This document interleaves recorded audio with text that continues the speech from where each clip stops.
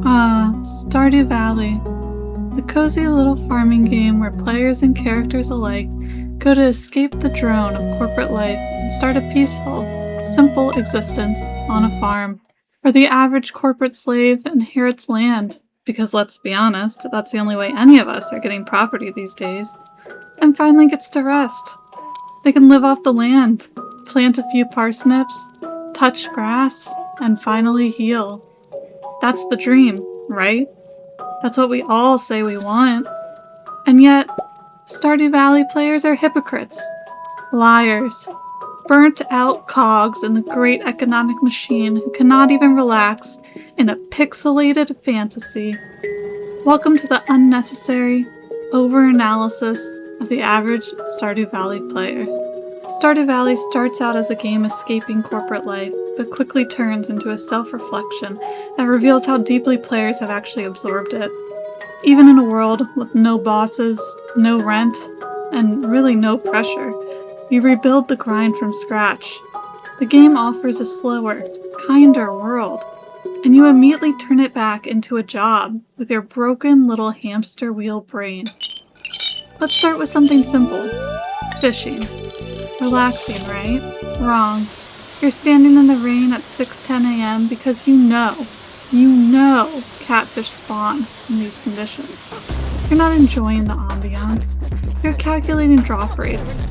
Even when given infinite freedom, you default to efficiency over experience. The fantasy of simple living gets replaced with optimize the day, don't waste the rain, move. You thought you escaped the corporate small talk of, oh hey Bill, how's the weather? Oh, Nancy, kinda cold today, huh? But no, you made it your daily mission to look at the weather report and change your day based on the rain. You think your character enjoys this? You think they enjoy sitting out in the rain day after day, fishing for one type of fish? It is literally their first free spring in years. And then we get to speedrunning, because of course we do. Every good game does. Given a second life, with no boss, no deadlines, and no consequences, you invented a deadline anyway. Oh, you're on year 3? Couldn't be me. My community center was done in the fall of year 1. You turned this cozy farming sim into a quarterly performance sprint. Agile, huh? Lean? Do these words scare you? They should. And some of you have crop spreadsheets for your relaxing farm game. I know someone listening right now is a PMP and is like, well, Excel is how I relax. And I have nothing to say to you, except fuck PowerPoint and fuck your Excel spreadsheet too. Those columns and rows represent the metal bars of the prison cell of your brain. Free yourself from the soul-killing software of Excel and PowerPoint and live a more meaningful existence. And let's talk about that community center, huh? The heart of the game, a symbol of community, restoration, anti-corporate values. You gather items, help the town, rebuild something meaningful, magical. And then immediately you pivot to making 1 million gold as fast as humanly possible. For what? A fucking giant golden clock. Players overthrow the corporation only to become a more efficient one. And Joja Corp is just sitting there like, honestly? Respect.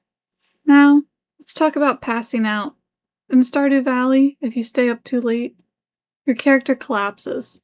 You are literally worked to the point of unconsciousness. And then someone finds you, drags you home, and charges you for it. Does that sound familiar? You work yourself unconscious and still get billed for it. And instead of going, wow, maybe I should rest earlier, you went, okay, that was kind of worth it. Look at all my prismatic shards. Next time, how can I strategically pass out better? You've optimized burnout. You've gamified exhaustion. You're min-maxing collapsing.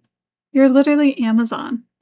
Again, I ask you, do you think your character wants this? First the rain, now passing out in a dirty, dirty mine. And then farming itself, really the heart of the game.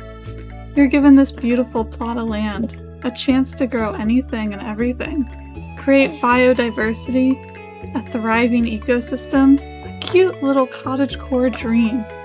And what do? Ancient fruit wine, rows and rows and rows of it. Congratulations, you reinvented industrial monoculture agriculture in under 2 years. Honestly, again impressive. Joe just tips their hat. And while we're at it, let's be honest. Most of you are not discovering anything. We know you have a second screen permanently on Stardew Wiki. You're not wandering the world, figuring things out naturally, enjoying the game as intended. No, you are checking spawn tables, planning crop yields, optimizing bundles, Googling villager gift preferences like it's a final exam. And at that point, the game stops being a life sim and becomes a project management tool with seasons. This is not a farm. This is Jira with cows. And you're the fucking little manager. Speaking of villagers, relationships, beautiful, slow, meaningful connections with the people of Pelican Town, right? No. You're walking around with a stack of loved gifts like a door-to-door emotional salesman. I like your personality, but your personality will not make me change in my mind. Please love me. You're not forming relationships. You're filling meters. You're speedrunning intimacy.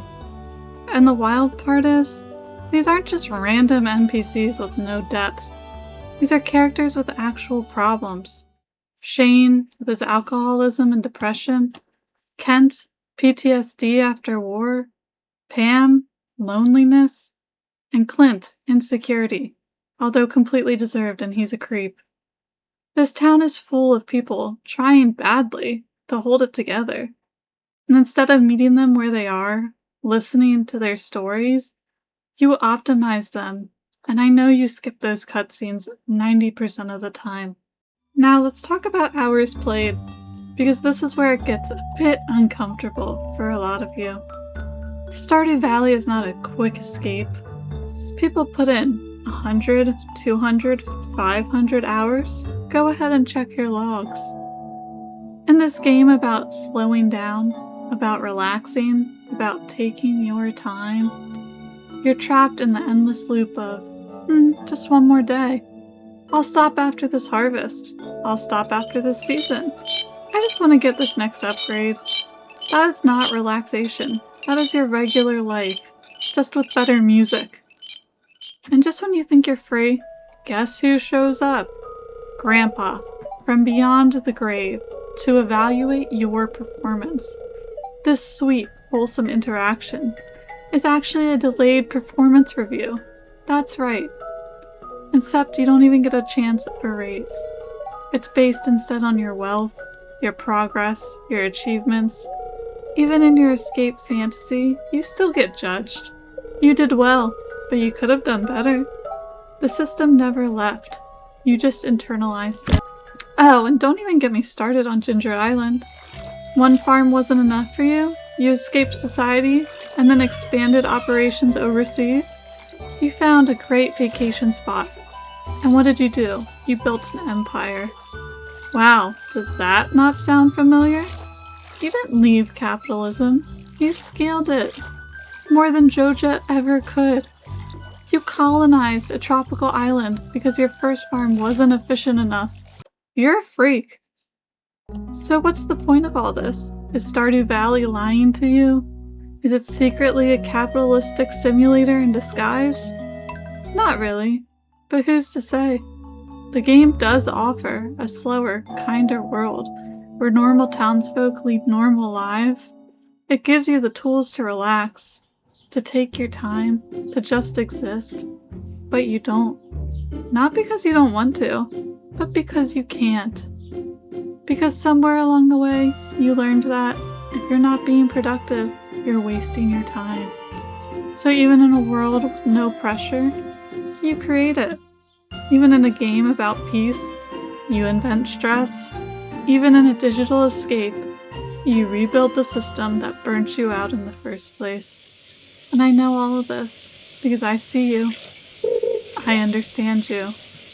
I have been you, fishing in the rain at 6 a.m.